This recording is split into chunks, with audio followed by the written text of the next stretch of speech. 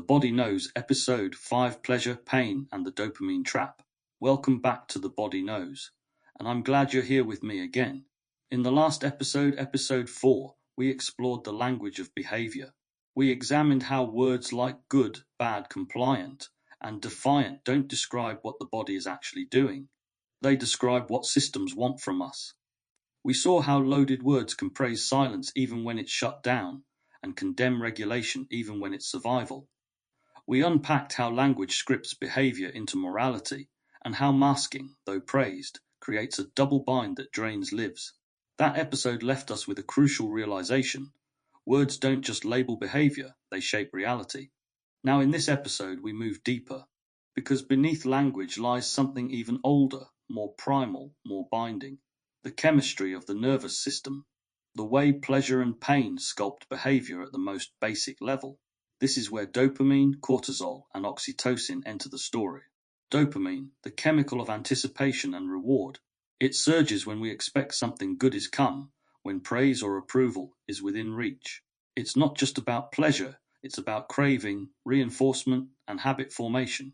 Cortisol, the hormone of stress and punishment. It floods the system when approval is withdrawn, when belonging is threatened, when the body senses rejection. It sharpens fear, amplifies pain, and carves memories deeply. Oxytocin, the bonding chemical.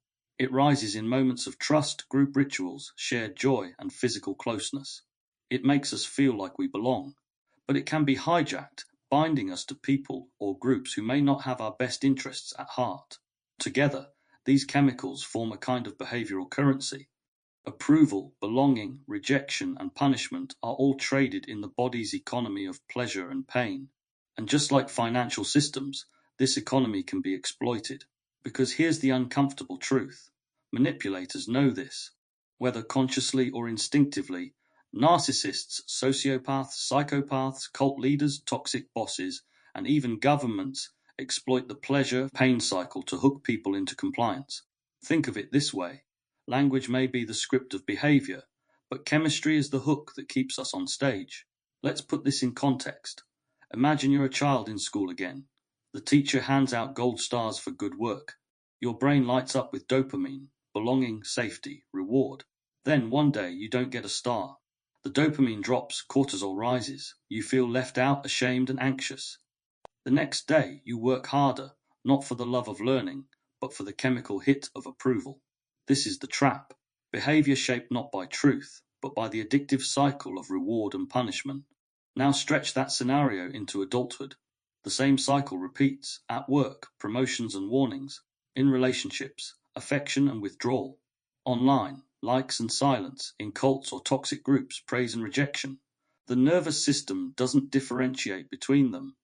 It just rides the chemical roller coaster. When you're praised, dopamine soars, oxytocin bonds you tighter, and belonging feels intoxicating. When approval is withdrawn, cortisol stabs, despair floods in, and the fear of isolation drives you to cling harder. This is why cycles of abuse, from cults to relationships with narcissists, feel addictive. The nervous system is literally tethered by chemistry. In this episode, we'll unpack this cycle in detail. We'll begin by exploring the biology of reward and punishment, how dopamine, cortisol, and oxytocin script behavior more powerfully than language ever could. We'll weave in how narcissists, psychopaths, and sociopaths manipulate these systems, creating cycles of abuse through intermittent reinforcement, bursts of praise followed by cold withdrawal, keeping their victims hooked. We'll look at how their language of behavior, "you're amazing," "you're too much," "you're crazy," isn't just words, but cues that shape chemistry. Then we'll step into our scenario. Joy after group praise, despair after withdrawal of approval. We'll break it down step by step, seeing how the nervous system lights up in one moment and collapses in the next. We'll connect this to cult rituals, where group bonding feels euphoric, and to intimate relationships, where praise and rejection form chains that are hard to break. From there, we'll expand into the addictive nature of rituals. We'll explore why love bombing in cults feels spiritual, why group ceremonies feel transcendent, and why intermittent reinforcement is the same principle that keeps gamblers stuck at slot machines. We'll then zoom out to see the cultural machinery. Schools, workplaces, and social media all exploit the same trap. Gold stars, employee of the month boards like buttons, cancel culture, all of it runs on dopamine highs and cortisol lows. These systems normalize what abusers do at a personal level. Philosophy will guide us too. Nietzsche saw pleasure and pain as the foundations of herd morality. Foucault showed how power disciplines not only through punishment, but through subtle rewards. Byung-Chul Han warns that in our achievement society, the demand to self-optimize turns dopamine into a tool of endless productivity.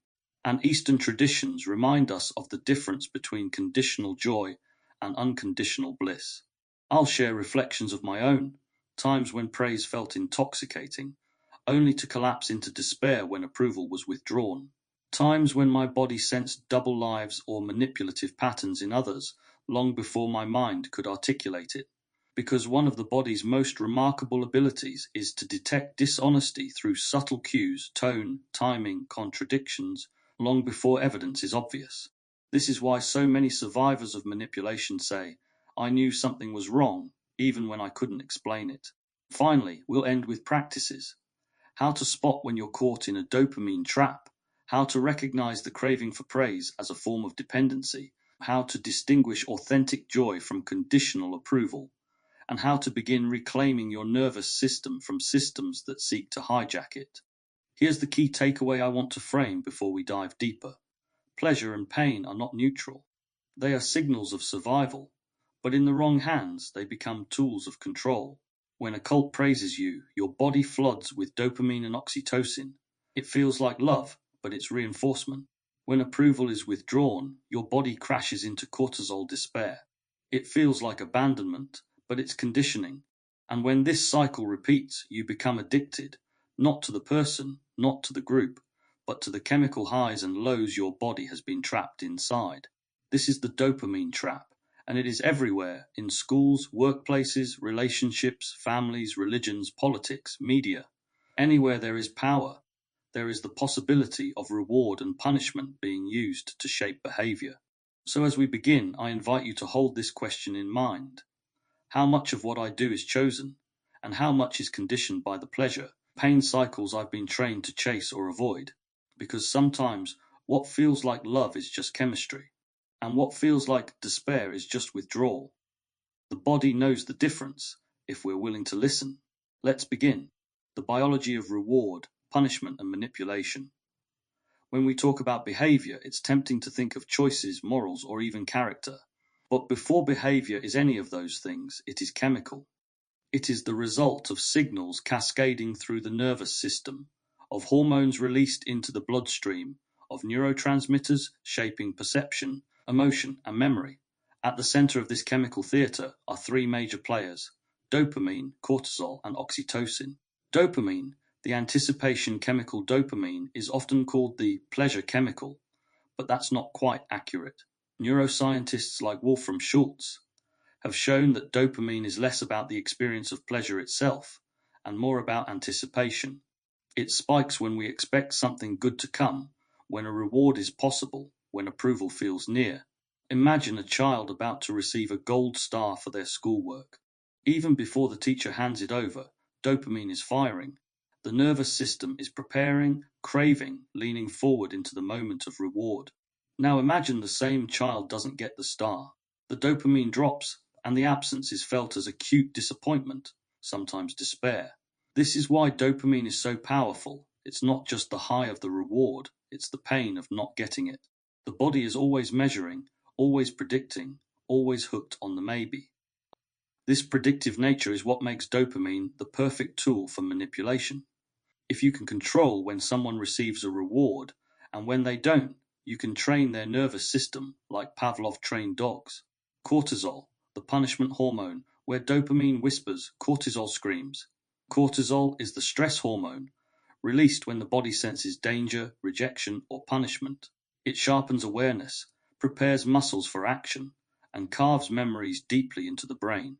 Evolutionarily, it kept us alive in moments of threat. But in the social world, cortisol floods us when we're excluded, criticized, or abandoned. The sting of being left out of a group, cortisol. The agony of being told, "I don't love you anymore," cortisol. The shame of being humiliated in front of others. Cortisol. Pair cortisol with dopamine, and you have the perfect behavioral loop. The high of approval, the crash of rejection, the craving for the high again. Oxytocin. The bonding glue oxytocin is often called the love hormone. It surges during moments of closeness, breastfeeding, hugging, group singing, and sex. It builds trust, calms stress, and strengthens bonds. But oxytocin is double-edged. It doesn't just bond us to safe people, it bonds us to whoever is present during emotional highs. This is why victims of abuse can feel bonded to their abuser. Oxytocin has chemically tethered them, even as cortisol punishes them. This is the biological root of trauma bonding. The triad of control. Put these three together, and you have the nervous system's behavioral currency. Dopamine pulls us toward reward. Cortisol pushes us away from pain. Oxytocin binds us to the people who deliver both. This triad explains why cycles of approval and rejection can feel addictive. The nervous system is constantly pulled, pushed, and bound by these forces. Manipulation, hijacking the triad now. Let's look at how narcissists, psychopaths, and sociopaths hijack this system. Step 1. Love bombing, dopamine, and oxytocin highs. At the start of a relationship, the manipulator floods their target with praise, attention, and affection. You're amazing. I've never met anyone like you. You're the only one who really understands me. Dopamine surges, oxytocin binds, the nervous system learns. This person is safe, this person belongs. Step 2. Withdrawal, cortisol crash. Then suddenly the warmth cools. Text slow, affection fades, criticism slips in, or they simply go silent, cortisol spikes. The body panics. The nervous system, hooked on the earlier highs, now scrambles to regain them. This is the despair of withdrawal. Step 3. Intermittent reinforcement, addiction loop. The manipulator then delivers small bursts of affection again. A compliment here, a kiss there, a sudden apology. Dopamine surges once more. The target feels relief, even euphoria.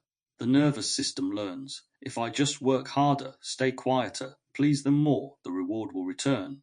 Psychologists call this intermittent reinforcement, and it is the most addictive schedule of reward known.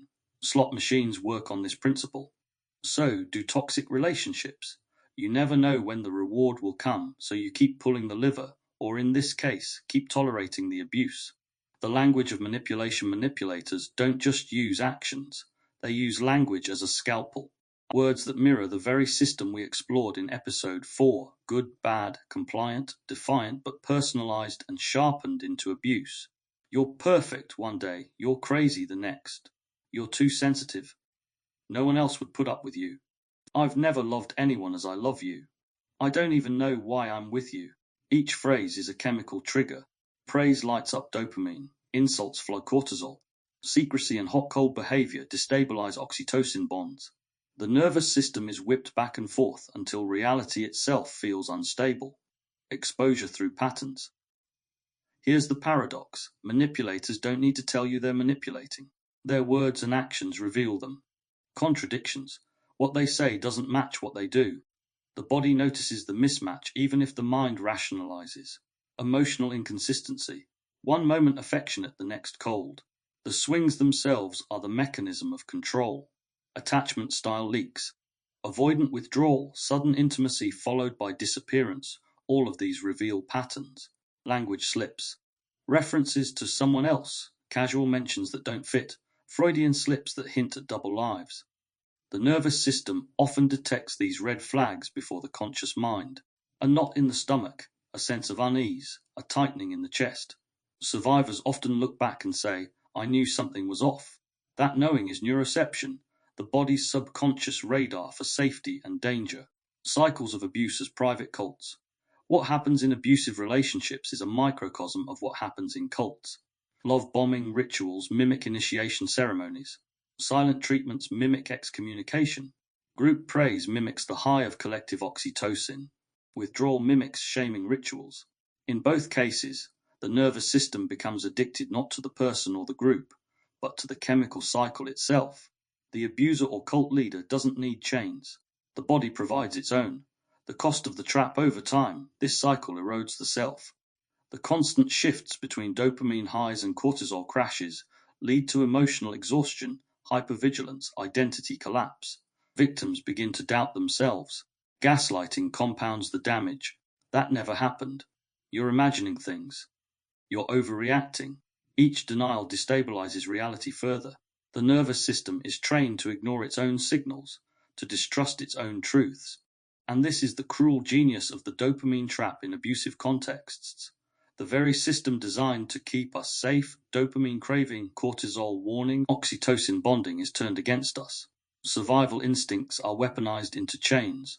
Anchoring in science BF, Skinner's behaviorism, showed how intermittent reinforcement creates the strongest conditioning. Patrick Kahn's trauma bonding research mapped how cycles of abuse mimic addiction. Attachment theory, Bowlby, Ainsworth, explains how inconsistent caregivers create anxious or disorganized attachment, leaving people vulnerable to manipulative cycles in adulthood. Neuroception, Stephen Porges, the body's subconscious detection of safety danger, often ahead of conscious awareness, all point to the same truth. Behavior shaped by reward and punishment is not about morality. It is about chemistry. And when that chemistry is hijacked, the body becomes the prison. When we understand this, we can start to see abusive dynamics not as mysterious, but as mechanical. Praise and withdrawal, affection and coldness, reward and punishment, all work because they ride the currents of dopamine, cortisol, and oxytocin. The tragedy is that once inside the cycle, the nervous system itself becomes the enforcer. The victim chases highs, fears crashes, clings to bonds, even when the rational mind knows it's toxic. This is the dopamine trap. To understand how reward and punishment shape behavior, it helps to move out of theory and into lived experience. Let's step into a scenario that almost everyone has felt in some form, the addictive swing between joy after praise and despair after withdrawal of approval. The high of praise, imagine yourself in a group setting. It could be a classroom, a workplace, a church service, a therapy circle, or even a cult gathering. At first, the atmosphere is neutral. Conversations flow, people are present but not especially focused. Then suddenly, the attention shifts. Someone singles you out. You've done incredible work. You're such an inspiration. We're so lucky to have you here. The group nods, smiles, and claps. All eyes are on you. What happens inside your body? Step 1, dopamine surge. Even before the words land, dopamine begins to fire. Anticipation builds as you sense attention turning your way. When the praise arrives, dopamine spikes. You feel warmth, a rush of energy, a sense of expansion. The world sharpens, and you lean forward into the glow. Step 2, oxytocin bonding. The smiles, nods, and affirmations of the group release oxytocin. You feel connected, included, valued. The nervous system registers. I belong here. Your chest opens, your muscles loosen, your voice grows stronger.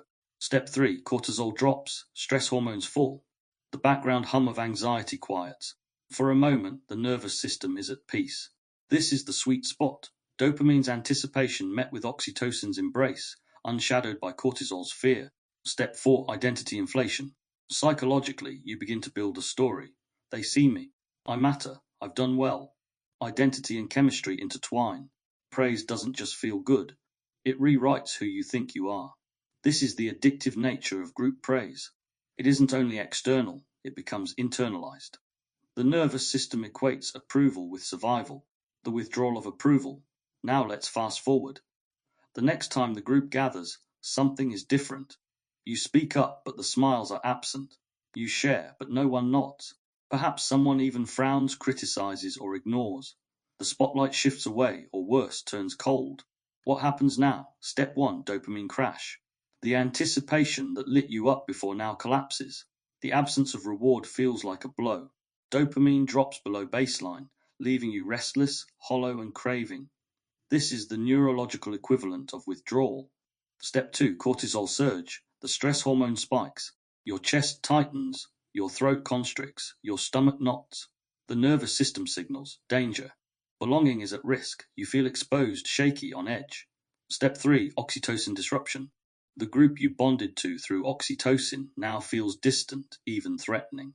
The bond is frayed, but because oxytocin still ties you to them, the pain cuts deeper. You don't just feel left out, you feel betrayed. Step 4, identity collapse. Where once you thought, I matter here, now you think, maybe I was wrong. Maybe I don't belong. maybe I'm not enough. The nervous system's survival story twists inward. If belonging equals life, then exclusion equals death. The despair here is profound. It is not just sadness. It is a body-level panic, an existential alarm. Your behavior in this moment is not about logic. It is about survival. The cycle takes hold now. Imagine this pattern repeats. Praise 1 week, silence the next. Approval 1 day, withdrawal the next. Each swing writes itself into your nervous system. Praise becomes intoxicating, a high you crave. Withdrawal becomes devastating, a low you fear. In between, you live in anticipation. What will they do next? This is intermittent reinforcement, and it is the strongest form of conditioning known. Slot machines work this way. Unpredictable rewards create compulsive behavior. Toxic relationships work this way too. Bursts of love and praise followed by coldness and silence. The manipulator's playbook. When manipulators, narcissists, psychopaths, and sociopaths use this cycle, they don't need overt threats. Chemistry does the work for them. And this mask of abuse protects them within society, because the abuse is mental and not physical. Love bombing, the praise stage. Dopamine floods, oxytocin bonds, silent treatment, the withdrawal stage. Cortisol spikes, despair sets in, reinforcement. A sudden text, a small compliment, a breadcrumb of affection. Dopamine soars again. The victim is caught in a loop. They chase the high, fear the low, and tolerate increasing amounts of abuse just to get another taste of belonging. And because the manipulator alternates praise and withdrawal, the nervous system never settles. You can't predict when the high will come. You can't prepare for the low. You live in constant vigilance, addicted to approval and terrified of rejection. Cult rituals as collective manipulation. What happens at the personal level happens at the group level too. Cults engineer rituals that create massive dopamine, oxytocin highs, group singing, chanting, love bombing newcomers. The euphoria feels transcendent, but when dissent arises or approval is withdrawn, cortisol floods the system. The despair is crushing. This is why cult rituals feel addictive. They don't just create community. They create chemical highs and lows that tether members to the group. The rituals themselves are behavioral traps. The body knows before the mind. Here's what's most important. The body often senses the manipulation before the conscious mind does. When praise feels too intense, your stomach may tighten. When approval is withdrawn, your chest may ache in a way that feels disproportionate. When someone's words don't match their tone, your body may flinch. These are not overreactions. They are the nervous system's early warnings. Survivors often look back and say, I knew something was wrong, even if I couldn't explain it. That knowing lives in the body. From scenario to insight. So what does this tell us about behavior?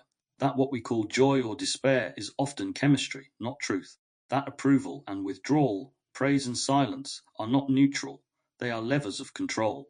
That cycles of reward and punishment can addict us to systems, groups, or individuals who do not have our well-being at heart. It also tells us that the nervous system is not naive. It registers dissonance even when words say otherwise. It notices patterns, feels betrayals, and recognizes inconsistencies. The body knows when belonging is genuine and when it is conditional. This scenario, joy after praise, despair after withdrawal, is not just a personal memory. It is the architecture of manipulation. From classrooms to cults, from narcissistic relationships to corporate workplaces, the same cycle repeats. Praise to hook, withdrawal to punish, intermittent reinforcement to keep you tethered. The chemical trap works because it rides on our most basic survival instincts. Belonging feels like life. Exclusion feels like death. And so we chase the high and fear the low, often without realizing we are caught. When we think of addiction, most people imagine substances, alcohol, drugs, and nicotine. But neuroscience shows that addiction isn't about the substance itself. It's about the pattern of highs and lows. Anything that creates unpredictable reward, bursts of pleasure punctuated by sudden withdrawal, can hook the nervous system. This is why slot machines are considered the most addictive form of gambling. They don't pay out every time. They pay unpredictably. One spin pays nothing, another pays a little, then suddenly a jackpot. The uncertainty is the hook. Dopamine surges not only when you win, but in the anticipation of maybe winning. Now translate this into human behavior. The same pattern of unpredictable reward, praise and silence, affection and coldness, creates powerful addiction in relationships and groups. Cult rituals. High-engineered on-purpose cults are masters of this cycle. They deliberately engineer rituals that flood members with oxytocin and dopamine. Group singing, chanting, love bombing, collective affirmations. These practices create euphoria. The new member feels like they've found home, family, even salvation. But that's only one side of the coin. The other side is withdrawal. Dissenters are shamed, excluded, or subjected to silence. The high turns into despair. The fear of this despair keeps members compliant, craving the next ritual, desperate for the next rush of belonging. This is why people describe cult involvement as addictive. They know the beliefs may not make sense. They see contradictions. But the chemistry is stronger than logic. The rituals are designed to bind. Relationships as private cults. Now let's bring this into the realm of intimate relationships. When someone love bombs you, floods you with attention, praise, and affection, your body responds just like in a cult ritual. Dopamine spikes oxytocin bonds. Cortisol drops. It feels like magic, like destiny, like love. But when that same person withdraws, ignores your messages, grows cold, criticizes you, cortisol floods in. The pain is sharp, visceral, almost unbearable.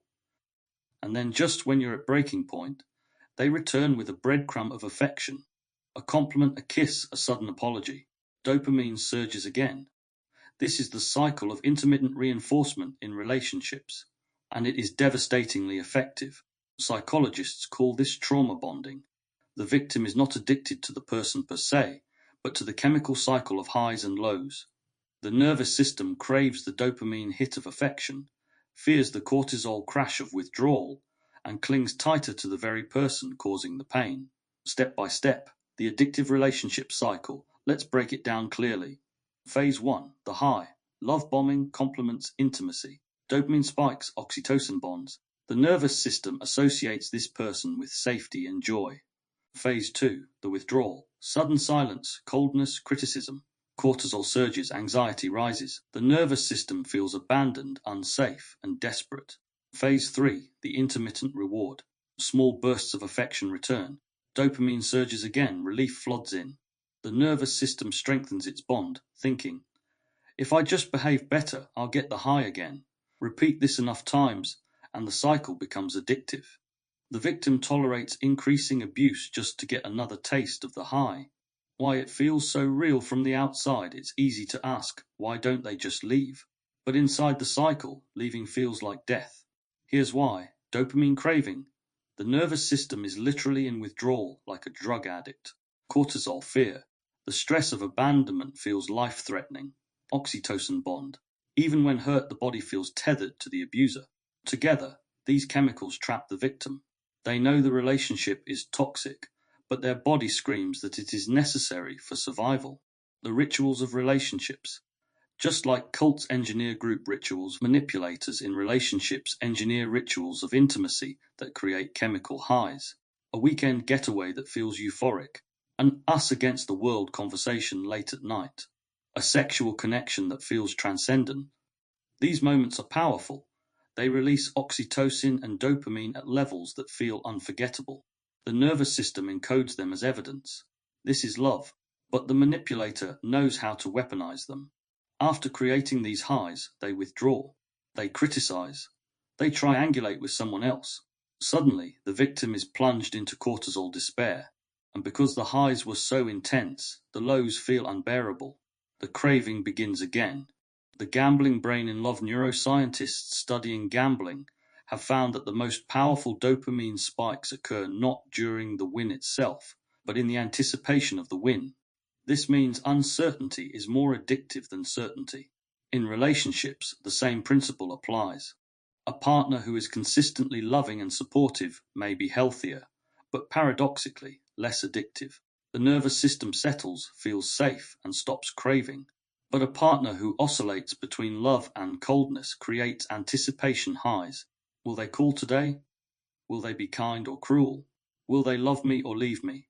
Each question is a lever. Each moment of uncertainty spikes dopamine in anticipation. And when the occasional burst of affection arrives, The nervous system is hooked deeper. Intermittent reinforcement and abuse. This is why intermittent reinforcement is the hallmark of abuse. Consistent cruelty is easier to leave. Consistent kindness is healthy.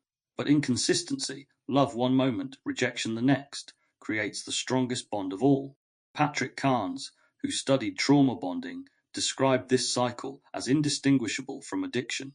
Survivors often report cravings, withdrawals, and relapses. Some even describe their abuser as a drug. And in chemical terms, that's not far from the truth. The mask of love. One of the cruelest aspects of this cycle is that it disguises itself as love. The highs feel like passion, chemistry, and connection. The lows feel like heartbreak, not manipulation. Victims often say, "But I've never felt this way before." And they're right. The intensity is real. But intensity is not love. Intensity is addiction. And here's the most tragic part. Because the body bonds through oxytocin, even abuse can feel like attachment. The nervous system doesn't distinguish between safe and unsafe bonds. It only distinguishes between connection and isolation. This is why so many victims return to their abuser, even after escape. The bond feels stronger than logic. The personal cost. The long-term effects of living in this cycle are devastating. Constant dopamine highs and cortisol crashes exhaust the body. The nervous system becomes dysregulated, swinging between hypervigilance and collapse. Depression, anxiety, chronic fatigue, and even autoimmune disorders can follow. Psychologically, identity begins to erode. Victims start to doubt themselves, internalize criticism, and lose touch with their own needs. The manipulator's words replace the victim's inner voice, and socially, victims often become isolated. Manipulators intentionally drive wedges between their targets and other support systems, ensuring the abuser becomes the sole source of both pleasure and pain. This makes the trap even harder to escape. Breaking the ritual. So how do people break free? The first step is recognizing the cycle for what it is, seeing the highs not as love but as dopamine spikes, seeing the lows not as personal failure but as cortisol punishment, seeing the bond not as destiny but as oxytocin misfiring. The second step is building new rituals, ones that release these chemicals in healthier ways. Exercise, art, community, safe intimacy. The body still craves connection, reward, and belonging, but those needs can be met without abuse. The third step is time. Just as with drug withdrawal, the body must recalibrate. Dopamine levels stabilize, cortisol decreases, oxytocin bonds to safer people. This process is painful, but possible. Survivors describe it as emerging from fog into clarity, from chains into freedom. Why this matters for everyone. Even if you've never been in a cult or an abusive relationship, the principles apply. Social media operates on intermittent reinforcement. Workplaces use praise and punishment cycles. Families sometimes unconsciously mimic the same dynamics. Whenever approval is given inconsistently, just enough to hook, not enough to satisfy, addiction forms. And whenever that addiction is tied to belonging, the trap is powerful. This is why understanding the addictive nature of rituals and relationships matters. Because once you see the pattern, you can't unsee it. You can begin to step outside it. The body knows. When the highs feel too high and the lows feel too low, your body is signaling that you're in a trap. When affection feels addictive, not nourishing, your body is telling you this isn't love. When rituals feel euphoric but leave you dependent, your body is revealing the truth. You are being conditioned, not cherished. The nervous system doesn't lie. It always tells the truth, even when the mind is caught in stories. 5 situates the dopamine trap not just in Western philosophy, but as a human concern across cultures. We've seen how dopamine, cortisol, and oxytocin shape behavior. We've traced how manipulators and systems hijack them, and how conditioning starts early in life. But to understand the full depth of this trap, we need to step into philosophy, psychology, spirituality, and even mysticism, because different traditions have been wrestling with the same question for centuries. What happens when pleasure and pain become chains? Nietzsche. Herd morality and the whip of approval. Friedrich Nietzsche argued that morality itself was built on pleasure and pain. The herd, as he called it, defined good as whatever maintained group order and bad as whatever threatened it.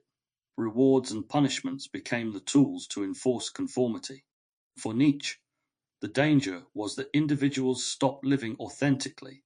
Instead of following their own creative impulses, what he called the will to power, they became domesticated by praise and shame. The herd whispers, "Be compliant and you'll belong. Step out and you'll suffer." This is the dopamine trap in 19th century language. Foucault, Power Through Subtle Rewards. Michel Foucault, writing in the 20th century, showed that power isn't only about punishment. It's also about subtle rewards. Schools, prisons, workplaces, and armies all reward those who comply, not just punish those who resist. Foucault called this disciplinary power. Instead of forcing obedience through violence, systems shape behavior through praise, status, and privilege. The dopamine hit of approval becomes the invisible whip. People internalize the gaze of power and police themselves. Byung-Chul Han, The Achievement Society contemporary philosopher Byung-Chul Han takes this further.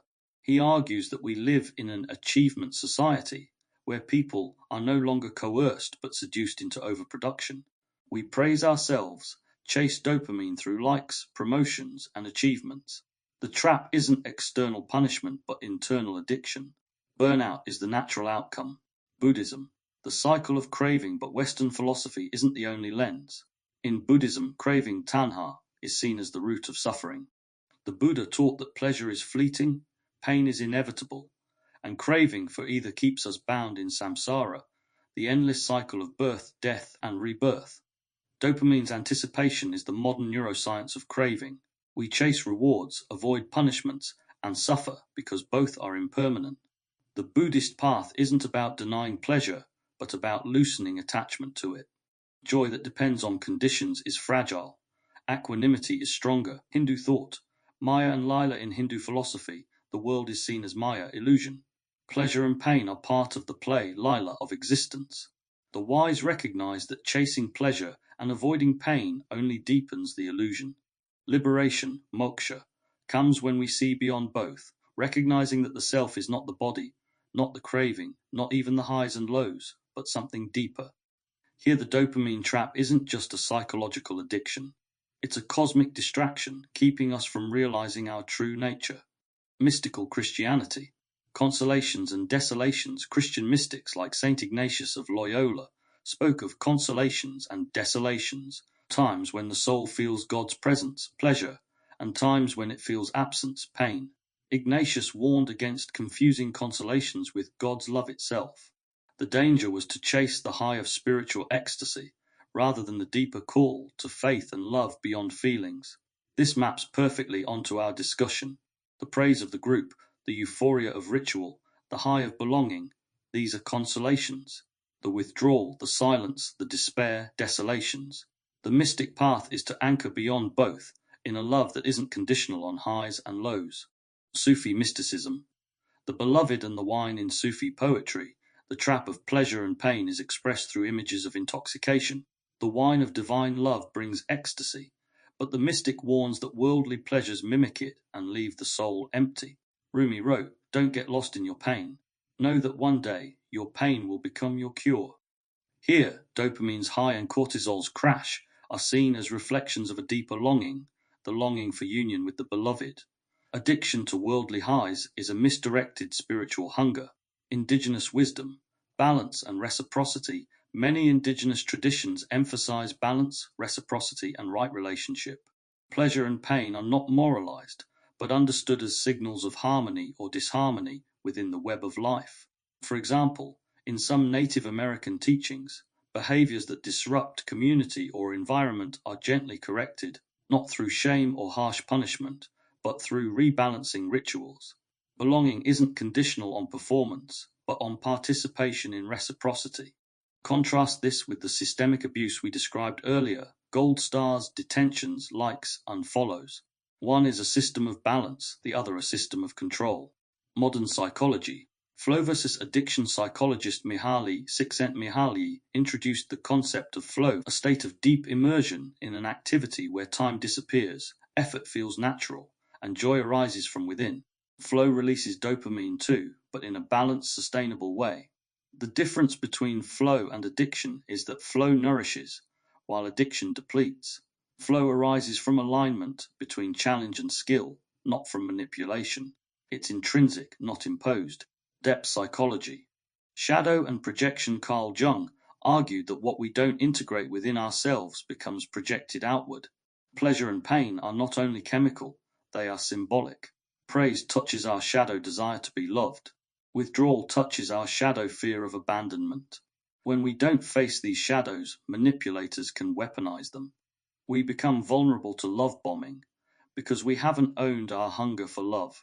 We crumble at criticism because we haven't faced our fear of rejection. The work of individuation is to reclaim these parts, so praise and withdrawal lose their power over us.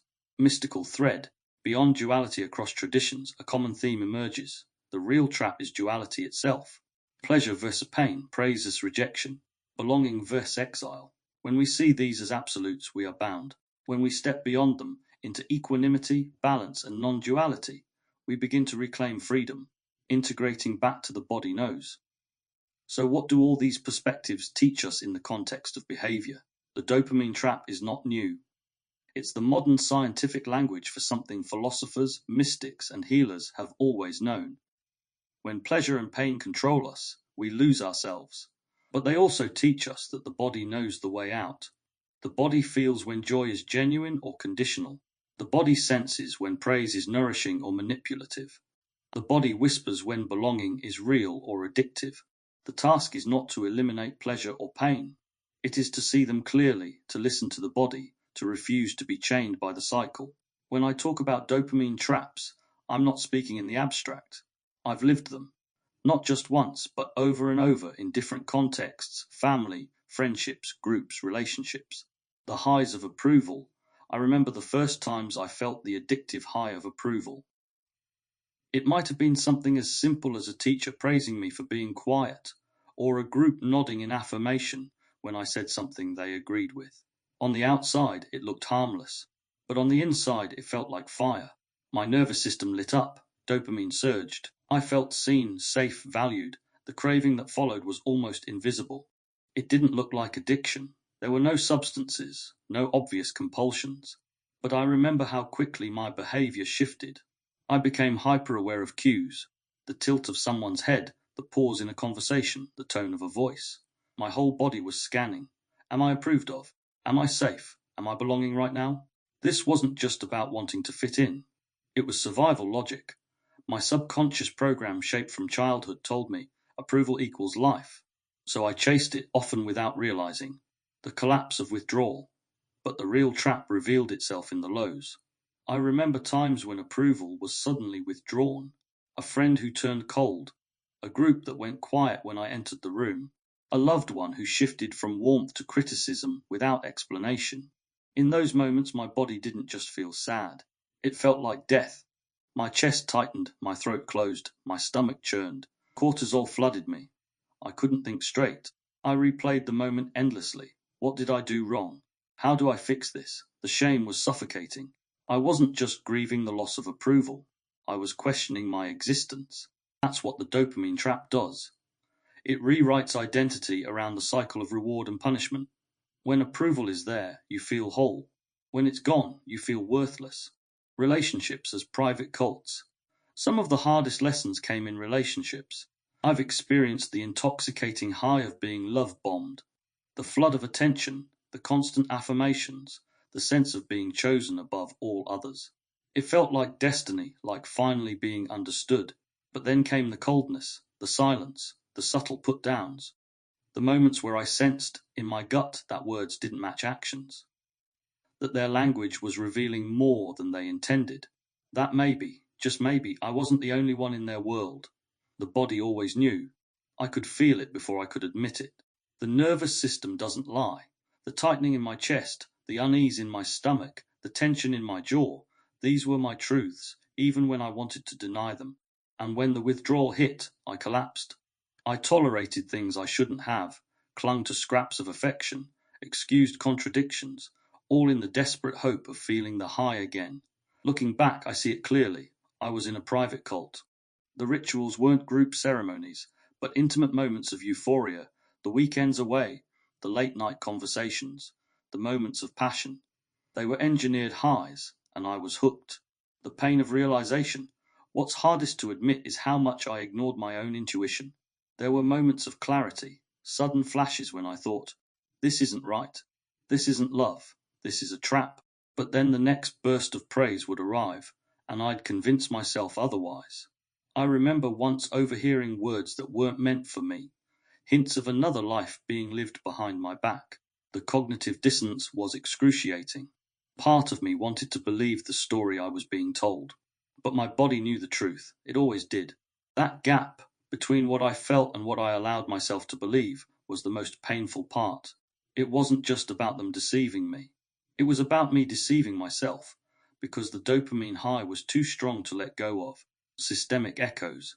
It took me years to realize that what I experienced in relationships wasn't isolated. It was an echo of systemic conditioning. The praise of being quiet as a child, the withdrawal of attention when I expressed overwhelm, those were the first lessons. Gold stars and detentions, likes and silences, promotions and warnings, those were the reinforcements. By the time I entered adult relationships, my nervous system was already primed to equate love with approval and fear with rejection. This is why I call it systemic abuse. It's not just about individuals. It's about the machinery that trains us to crave praise and fear silence from the moment we can walk. The body as truth teller. What ultimately saved me wasn't logic. It was the body. No matter how much I rationalized, no matter how much I wanted to believe the highs, my body never lied. The unease, the tension, the exhaustion, those were my truths. I learned to pay attention to those signals, to trust the gut feeling that said, this isn't right, even when the words around me said otherwise. To honor the collapse as a sign that I was in withdrawal, not unworthy. To see the craving for praise as chemical, not spiritual. Integrating the philosophical frames. When I look back now through the lenses we've explored, the patterns make sense. Nietzsche's herd morality was there in every group that demanded compliance.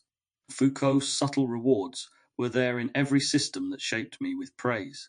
Buddhism's cycle of craving was there in my desperate pursuit of approval. Jung's shadow was there in my vulnerability to love bombing, born from an unintegrated hunger for love. Indigenous wisdom was there in the balance my body longed for, even when systems offered only highs and lows. And the mystics were right. The trap wasn't about the other person or the system. It was about being bound to the cycle of pleasure and pain itself. The hard truth, the hardest truth to accept was this: what felt like love wasn't love. It was chemistry. That doesn't mean the moments weren't real.